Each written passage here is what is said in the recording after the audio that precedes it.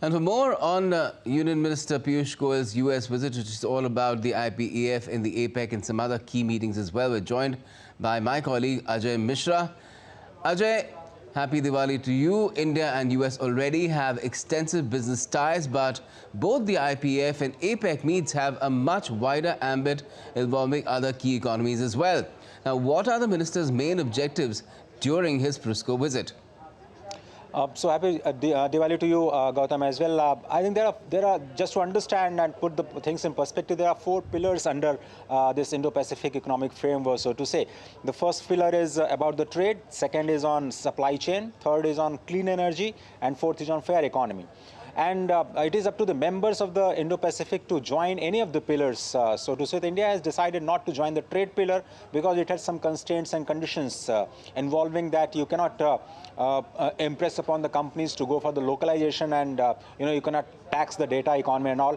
So that's why this is the reason why we have opted to enter the negotiations on 3 pillars. So just to understand, we have concluded the negotiations on the pillar of supply chain, which means that all the 14 countries of Indo-Pacific economic framework have agreed to create a resilient supply chain, and negotiations are over there. We understand that during this very important third in-person Indo-Pacific meet, the other 2 pillars on clean energy and fair economy, these 2 pillars will also be the negotiations are completed, and we understand that there will be a broader agreement on these 2 additional pillars as far as the India's point of action is concerned. So it's very important to understand to counter China.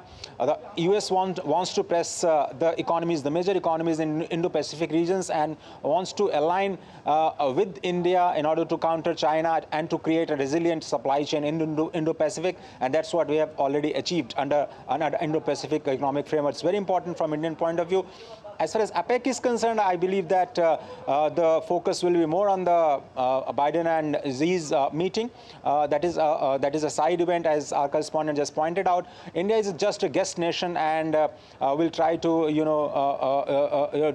be just an observer to see what's happening around the negotiations. And obviously, India would try to push its domestic interests on both these very important trade meetings during this very important visit of Trade Minister Piyush Goyal. Okay. All right. And what can you tell us about the minister's other engagements during his visit and their potential impact on India's foreign trade and investment? Because India perhaps has been pursuing those ends even with the US in a bilateral manner more than relying on these multilateral sort of setups.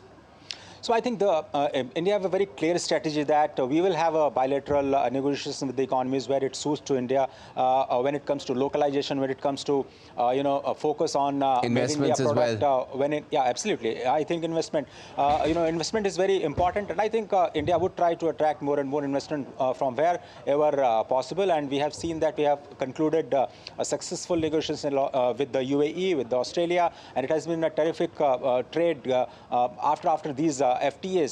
So we are going bilateral. That is true for sure.